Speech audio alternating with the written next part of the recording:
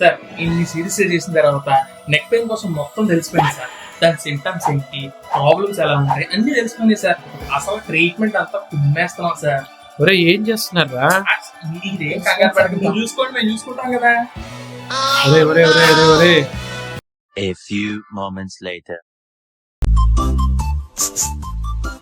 ఓసారి వస్తావా? అర్జెంటా ఇంపార్టెంటా? Serious. Serious పద. ఓ ఆసనం ట్రై చేశాను, అది ఎలా ఇప్పాలో తెలియడం లేదు. ఎలా ఏంచోరా? ఏదో అలా కలిసి వచ్చింది.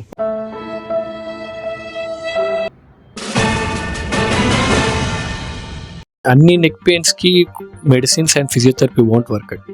Very rarely few patients who have severe neck pain will require surgical, and ఈ సర్జరీస్ ఎన్నో డెకేడ్స్ నుంచి చేస్తున్నారు.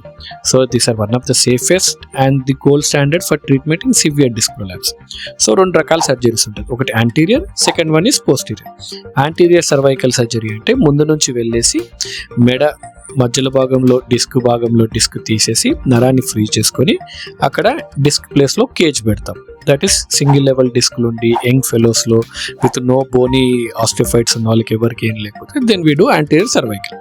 వెరస్ posterior cervical surgery usually done in elderly ages, multiple లెవెల్స్లో ఉన్నప్పుడు, బోనీ ఇన్వాల్వ్మెంట్ ఎక్కువ ఉన్నప్పుడు వెనక నుంచి బోన్ తీసేసి అక్కడ స్క్రూ రాడ్ వేసి ఫిక్స్ చేస్తాం.